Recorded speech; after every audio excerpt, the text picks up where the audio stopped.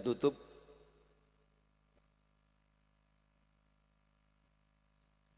Assalamualaikum warahmatullahi wabarakatuh. Yang di sana ke sini semua. Ini mau penting anak bahas ini. Ayo coba yang rapi duduknya. Yang di ujung sana tuh. Assalamualaikum warahmatullahi wabarakatuh.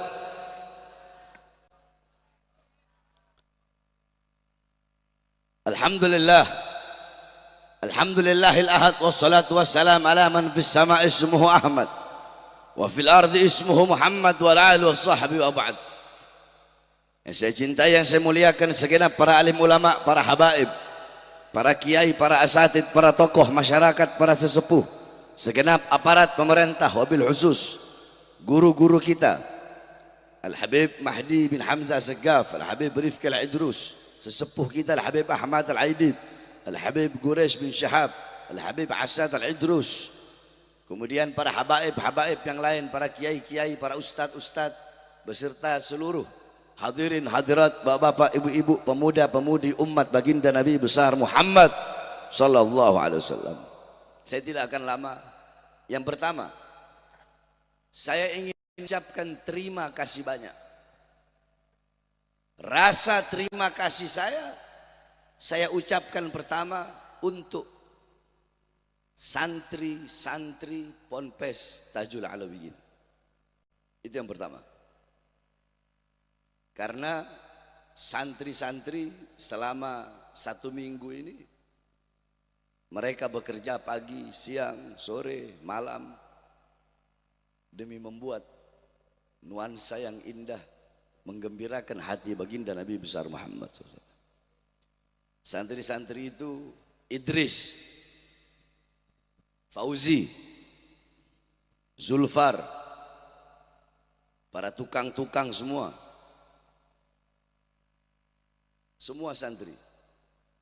Tapi yang saya sebut itu pasti yang lebih utama dari yang saya enggak sebut. Yang kedua, rasa terima kasih saya ucapkan kepada panitia yang tidak sempurna mengadakan ini acara. Saya orang enggak bisa munafik-munafikan, enggak bisa muji-muji, enggak. Ustadz, siapa tuh? Ketua panitia, Ustadz Hamdi, terus Ustadz Rahman, tidak sempurna, bukan enggak sempurna, acaranya lancar, tapi tidak sempurna. Itu yang ucapan terima kasih saya yang kedua. Ketiga, ucapan terima kasih saya kepada seluruh masyarakat setempat, khususnya Kampung Poktua, Desa Pabuaran, Kecamatan Kemang, RT RW yang ada komplek di belakang itu, semua masyarakat. Saya ucapkan terima kasih karena telah membuka pintu-pintu rumahnya untuk para tamu-tamu baginda Nabi besar Muhammad. Dan saya memohon maaf kalau ada kekurangan-kekurangan di dalam acara Maulid Isra Mi'raj sekaligus menyambut bulan Ramadan. Hadirin sekalian yang dimuliakan oleh Allah Subhanahu wa taala. Karena saya sebagai tuan rumah, ya nggak usah ceramah. Mau ceramah? Kan tuan rumah, Beb. Mau ceramah? Kan tuan rumah. Nggak apa-apa? Emang boleh tuan rumah ceramah? Boleh. Oh. Mana ceramah? Dikit aja ya. Pertama tentang Isra Mi'raj. Saya nggak bahas Isra Mi'raj. Saya kasih kalian maroji. Maroji itu referensi. Kalau kalian pengen mempelajari, mengetahui hikmah daripada Isra Mi'raj, pelajari kitab-kitab yang saya sebutkan ini. Karena saya nggak mau bahas Isra Mi'raj panjang lebar itu. Ada kitab As-Siraj Al-Wahaj fi Haqa'iqil Mi'raj, karangan Imam Abu Ishaq Muhammad ibn Ibrahim An-Nu'mani Asy-Syafi'i. Ada kitab Al-Mi'raj karangan Imam Kusyairi. Ada kitab Ar-Risalah fil Mi'raj karangan Imam Abdul Hasan Ali bin Muhammad Al-Lakhmi. Ada kitab Ayatul Kubra fi Syarah Qissatul Isra karangan Imam As-Suyuti. Ada kitab lagi Al-Ayah Az-Zaimah Al-Bahirah fil Mi'raj Sayyidu Ahli Dunya wal Akhirah, karangan Al-Hafidh Samsuddin Muhammad ibn Yusuf Asy-Syami Ad-Dimashqi.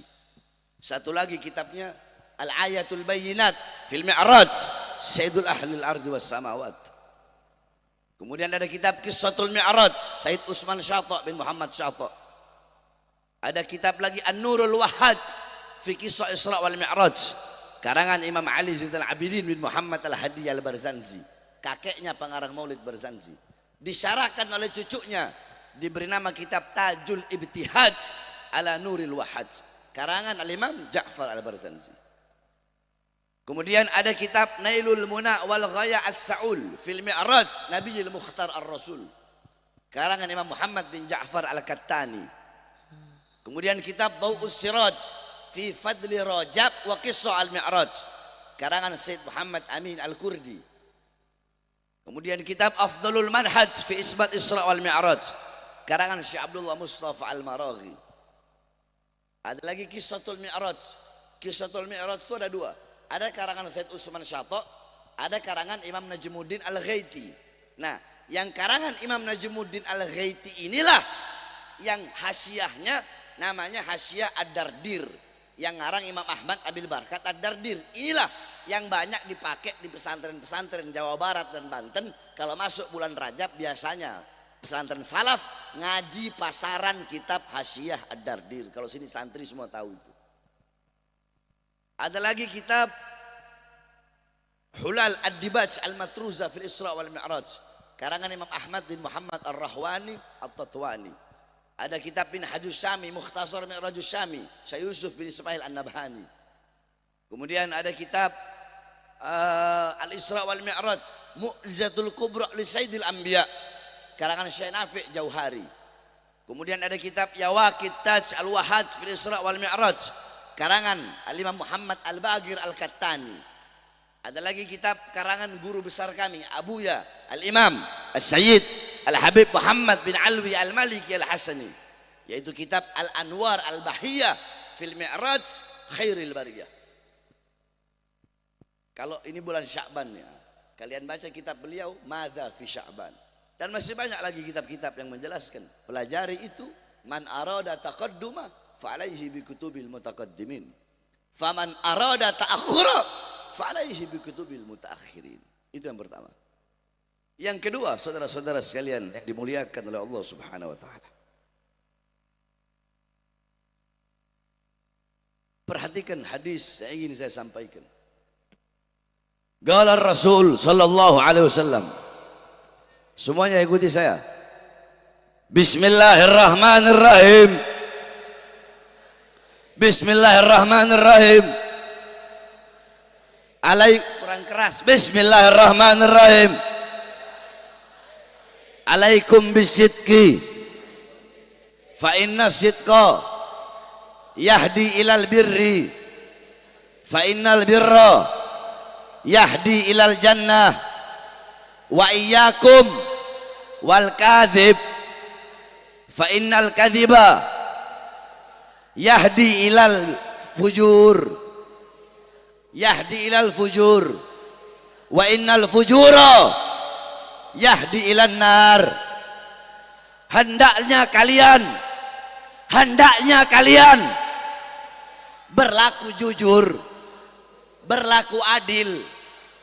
Hati kalian, lisan kalian, amal kalian, perbuatan kalian hendaknya jujur, karena kejujuran membawa kalian, menunjukkan kalian, mengantarkan kalian kepada kebaikan, sedangkan kebaikan menghantarkan kalian kepada sorga. Dan janganlah kalian berdusta,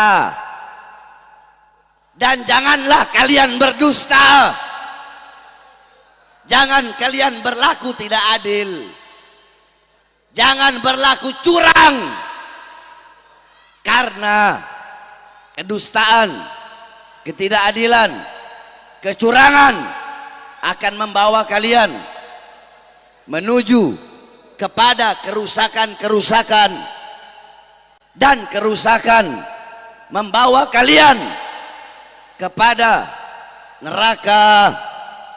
Jelas Nabi Muhammad SAW menganjurkan kita untuk berbuat jujur. Ini khusus para habaib, perhatikan. Jujur. Imam Ghazali membagi jujur itu ada 3. Yang pertama, sidqul galab, sidqun niyah, sidqul azm. Jujur hati. Jujur apa? Jujur maksudnya gimana, Beb? Jujur hati, jujur niat, jujur azam itu maksudnya apa? Maksudnya ketika kalian mau meniatkan, mau melakukan hal apapun, kalian harus jujur. Jangan bohong sama diri sendiri. Contoh begini. Saya seumpama ada orang jadi imam, ya. Dia lihat di belakang makmumnya banyak. Suara bacaannya dipanjangin dan dienak-enakin. Tapi ketika dia lihat makmumnya cuma sedikit, bacaannya biasa-biasa saja dan dia pendekkan. Itu orang tidak jujur hatinya. Paham? Seumpama ada ustadz, kiai atau habib di depan banyak orang, berani, ayo lawan kemaksiatan, lawan kezaliman, ditangkap polisi, ampun Pak, dia nggak jujur hati itu. Karena kadar keberanian seseorang yang niatnya karena Allah, yang hatinya jujur karena Allah, tidak akan berkurang fis sirri wal alaniyah, baik dalam keadaan ramai atau dalam keadaan dia sendiri. Itu saya kasih perumpamaan, paham? Yang kedua, sidqul lisan. Yang kedua, sidqul, jujur dalam berkata. Jangan pernah kau takut, sampaikan yang benar-benar, yang hak-hak, yang batil-batil. Kecuali kayak yang Habib Rifki bilang tadi, boleh ente bohong untuk menjaga perasaan, boleh. Sumama saya mau nikah lagi, nggak harus ngomong sama istri, ngapain? Atau saya ditanya, kakak dari mana kak? Habis ceramah, padahal enggak, di rumah istri muda. Loh, emang boleh? Boleh, kata siapa nggak boleh? Imam Hatim Al-Asom, Hatim Al-Asom dijuluki tuli. Kenapa? Nisbatnya apa? Penyandarannya apa? Dulu ada perempuan bertanya kepada beliau. Ini perempuan kentut, otomatis malu, mukanya merah. Imam Hatim Al-Asom yang melihat perempuan itu sedang dalam keadaan malu, langsung beliau bilang apa? Coba tinggikan suaramu, saya ini tuli. Padahal nggak tuli. Baru itu perempuan mukanya langsung nggak merah lagi. Nah, selama perempuan itu hidup, maka selama itu juga Imam Hatim Al-Asom berbohong kalau diri beliau tuli. Paham? Nggak ada urusan, anak mau kawin lagi mau apa? Berbohong itu boleh untuk jaga perasaan. Yang kedua, liislah, untuk mendamaikan dua pihak yang bertikai. Itu boleh. Paham? Paham nggak? Jadi kalau ngomong harus jujur. Dulu di zaman Rasulullah ada satu orang bilang, ya Rasulullah, aku ingin masuk Islam, aku ingin mengucapkan syahadat, tapi aku nggak mau meninggalkan zina, nggak mau meninggalkan khomer, nggak mau meninggalkan judi. Kata Rasulullah apa? Nggak apa-apa, masuk. Yang penting satu, berkatalah yang jujur, berbuatlah yang jujur. Jadi setiap Rasulullah tanya, kamu dari mana? Habis mabuk ya Rasulullah. Kamu dari mana? Habis main judi ya Rasulullah. Lama kelamaan orang itu mikir, ya Allah, saya ini mabuk, ditanya Rasulullah mabuk, apa nggak malu? Akhirnya apa? Karena wasiat tentang Rasulullah, kejujuran kepada dia bertobat kepada Allah SWT, tidak meninggalkan, dia meninggalkan seluruh perbuatan dosa, perbuatan maksiatnya, karena kejujurannya dia yang diwasiatkan oleh baginda Nabi besar Muhammad SAW. Itu sidqul li. Yang ketiga saya singkat, sidqul amal, jujur dalam berbuat, dalam muamalah, dalam hal apapun harus berlaku jujur. Ente mau dagang harus jujur, nggak boleh melebihkan timbangan. Ente mau dagang yang jujur, jangan ente bilang ini minyak wangi ini saya belinya 20 juta, makanya beli aja lah 10 juta. Padahal minyak wangi beli di Condet 15.000 sama Zain Shahab belinya. Apa? Sama Zain Haddad. Zain Habsyi, sampai lupa nah Zain Habsyi itu. Karena kalau Condet ingatnya Zain Habsyi nih. Paham? Ada Habib datang bawa tongkat. Datang ke haji-haji. Habib-habib yang suka dawir. Pak Haji, ini tongkatnya Sunan Ampel Pak Haji. Ayo Pak Haji, 100 juta Pak Haji. Ini enggak bener ini. Mau ustadz, mau kiai, mau habib enggak bener kayak begitu. Itu habib tukang tipu, habib bangsat, habib biadab, habib bejat. Nah, saya yang tukang nyari habib-habib yang kayak begitu. Saya tukang pukul, tukang hajarnya habib-habib yang suka nipu seperti itu, saudara-saudara. Paham? Jadi harus jujur dalam lisan, hati, dan juga berakal. Kenapa? Karena kejujuran membawa kepada kebaikan. Kebaikan membawa kepada surga. Sebaliknya, kedustaan, kecurangan, ketidakadilan itu bisa membawa kepada kerusakan, kehancuran. Itu hal biasa, apalagi hal besar dalam masalah pemimpin. Saudara-saudara, saya melihat, saya menduga bahwasanya pemilu yang dilangsungkan kemarin terdapat kecurangan yang sistematif, pasif, sistematif, terstruktur, masif. Di situ ada tangan kekuasaan Jokowi, ada tangan kekuasaan presiden. Untuk apa? Untuk memenangkan salah satu paslon daripada 3 calon capres tersebut, saudara-saudara. Jadi mau melanjutkan, Indonesia mau dijadikan negara dinasti. Negara dinasti yang melanjutkan kekuasaannya. Ya iyalah, pamannya di MK. Betul. Betul. Saya tanya, kecurangan, ketidakjujuran lawan apa biarkan? Lawan apa biarkan? Harus lawan. Kenapa? Karena jikalau seorang pemimpin, siapapun, saya nggak bahas mau Anies yang curang, mau Prabowo yang curang, mau Ganjar yang curang, siapapun yang menjadi presiden dari hasil yang curang, tidak jujur, tidak adil, maka dia akan membawa Indonesia menuju kepada kerusakan, saudara-saudara. Yang bilang siapa? Saya atau Rasulullah? Siapa yang bilang? Siapa yang bilang? Makanya jangan, saya nggak ada urusan. Saya nggak ada urusan. Mau siapapun presidennya, mau Anies. Saya kemarin memerintahkan umat semua pilih Anies. Kalian kira saya lihat Aniesnya? Enggak. Saya nggak lihat Aniesnya. Saya nggak lihat partai-partainya, enggak. Yang saya lihat hasil ijtima ulama. Itu yang saya lihat. Andaikan ijtima ulama suruh Prabowo, saya suruh umat pilih Prabowo. Andaikan ijtima ulama suruh pilih Ganjar, saya suruh pilih Ganjar. Andaikan ijtima ulama ya, suruh pilih Komeng, saya suruh pilih Komeng. Nggak ada urusan. Karena saya lihat ijtima ulama. Nah ini orang-orang se-Indonesia ini, mulai dari mahasiswa, ya, para buruh-buruh, semuanya pada hubungin saya. Beb, komando. Beb, instruksi. Beb, komando, beb. Beb, instruksi, beb. Gimana nih, beb? Pusing saya. Kenapa harus Bahar bin Smith? Coba, ada yang bisa jawab. Kenapa harus minta komandonya sama ana? Kenapa gak kayak yang lain? Habib Mahdi, Habib Rifki. Hah? Kenapa harus Bahar bin Smith? Saudara-saudara, kita pengen negara ini aman, betul?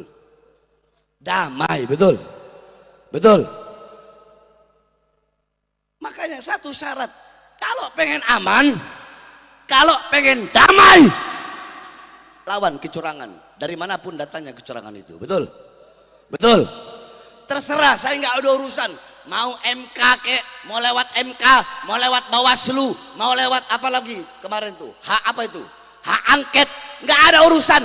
Mau lewat jalur manapun, mau MK, mau Bawaslu, mau hak angket, yang penting usut kecurangan dan siapapun yang turut andil dalam kecurangan itu maka lengserkan dan penjarakan saudara-saudara. Allahu Akbar, Allahu Akbar. Makanya kalau mereka mau main-main, kita ajari cara mainnya bagaimana, saudara-saudara. Betul, betul. Saya selama ini masih diam. Saya nggak kasih komentar apa-apa. Semua orang di Indonesia nanya, saya masih diam. Tapi ingat, diamnya seekor singa tetap berbahaya, saudara-saudara. Saudara-saudara, mereka para pejabat-pejabat zolim, para pengkhianat-pengkhianat bangsa, para penoda-penoda demokrasi, para perampok hak-hak rakyat yang merampok suara-suara rakyat, mereka para domba-domba itu berpikir bahwasanya saya berada dalam hutannya. Mereka tidak tahu bahwa setiap hutan memiliki raja, dan raja itu adalah sang singa, dan singa itu adalah orang yang berada di hadapan kalian, saudara-saudara.